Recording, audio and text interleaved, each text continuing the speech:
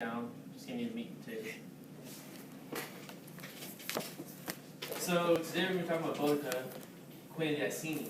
I know it's very misconstruing, it's Latin and Celtic, so bear with me on some of the pronunciations and names and titles. So women in the armed forces has always been a controversial issue in the United States since its creation. Imagine a warrior queen 60 years after Christ was crucified, still fighting the Romans. Whenever Boudica first came to power, it was after her husband, Perseudicus, died of unknown causes, but he left all of his land and titles to Rome, or the Roman Emperor at the time. So Rome took that opportunity, rolled straight up into the property, wrecked house, and they actually beat Boudica publicly because she, she publicly defied them, and then they raped her daughters and killed them. So, and they essentially wiped out the entire Druid population from the Norfolk area in Britain. So, for audience relation, imagine someone just rolls up into your house and says, hey, I know your family just died, but I'm going to need you to be making more payments up on like the house or the car. And by the way, I like your dog. I'm going to take that too. So I'm going to take your dogs over inside my house. And that just doesn't feel right.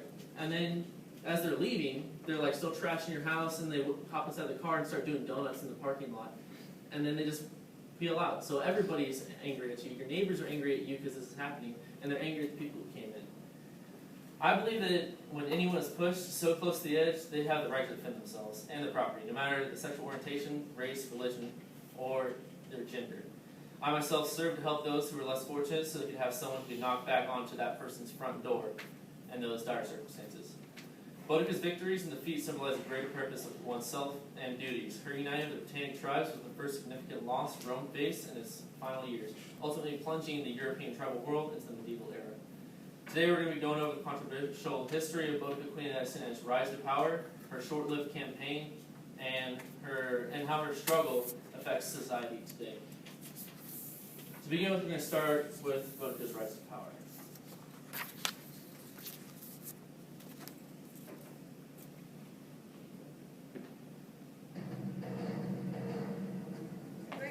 Great darkness.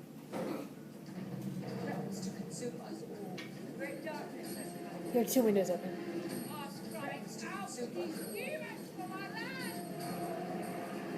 Ask Christ out! Humans from our land! The thing that makes Boudica's rebellion extraordinary.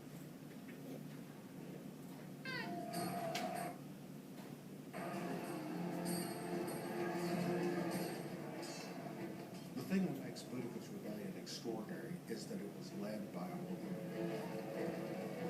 She led a national rebellion that almost threw the Romans out of Britain. Boudica was a native British woman, most likely a druidess or priestess who had been married to Perseudicus, the client king of the Iceni people.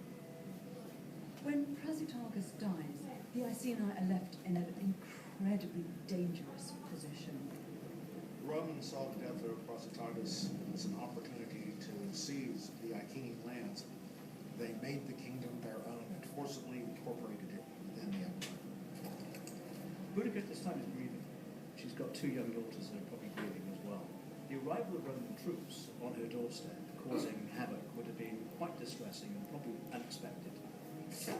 Teach us some respect. The Roman assault on Boudica is the ultimate in devastation. Not only is it a physical assault on her body and the daughters' bodies, but it is also a psychological and religious assault on the entire culture of the Iceni and the wider world of the ancient Britons. So that just goes over the brief, pretty much usurping of the Iceni, ruling powers.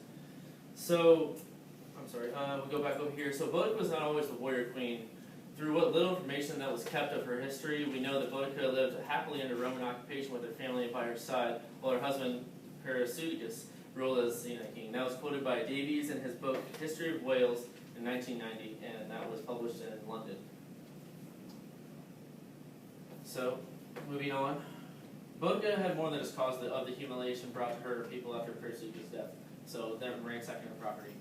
The local governing Romans forced loans with ungodly interest rates that recalled them in full as soon as tensions started to rise with the Druids and other tribes.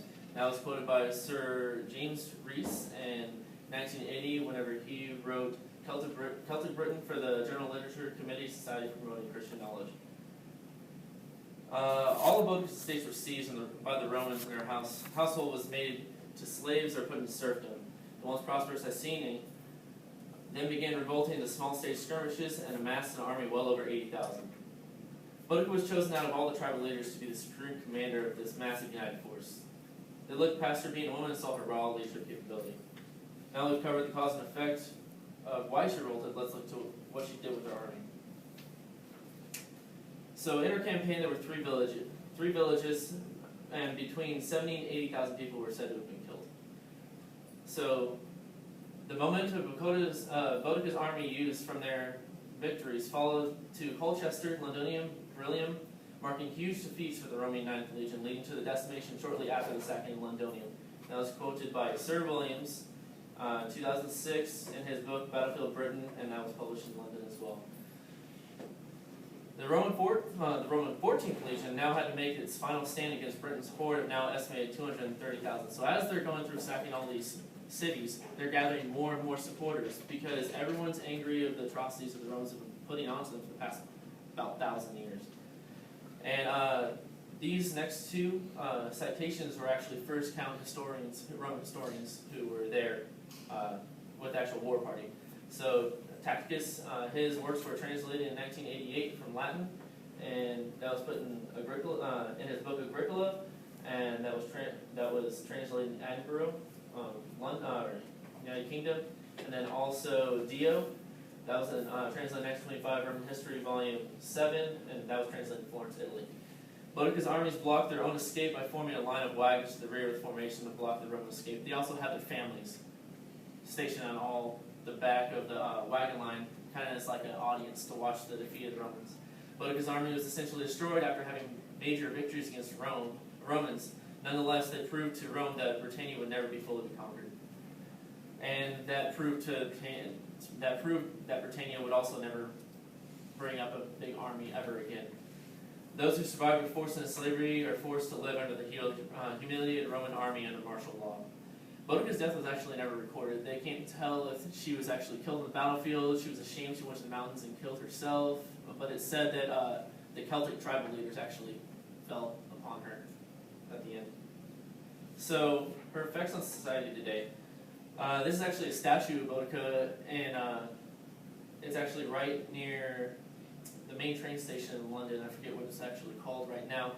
But the symbol of Boudica was used as a propaganda tool by the British Empire to show the greatness of a female leader. In 1837, Britain was the world's main and fastest empire, which also had a queen sit on the throne, Queen Victoria. The literal translation of the word Boudica from Celtic is victory, so we don't even know if Boudica is actually her name. It could have been just used as another propaganda tool. We can compare the use of Boudica to our own American culture today. Through Harriet Tubman, a huge symbol of women's rights, Sacagawea, she helped guide Lewis and Clark expedition all the way to Oregon, and Sally Ride, the first female astronaut. Boudica's ability to rally an army in pursuit of liberty and freedom from oppression might not have been completely successful, but her drive and leadership is remembered to this day, inspiring others to at least try. These are my citations, but going on to my summary. Today we discuss Boudica's rise to power, her campaign, and how her leadership and dedication made her a symbol of freedom and victory to this day. Boudica's leadership and legacy is still present through every person to this day who aims for freedom from oppression and tyranny. Awesome. Yeah. Great job. And all those were excerpts from journal articles or books that I had myself. Sounds good. What time did you have, Tara?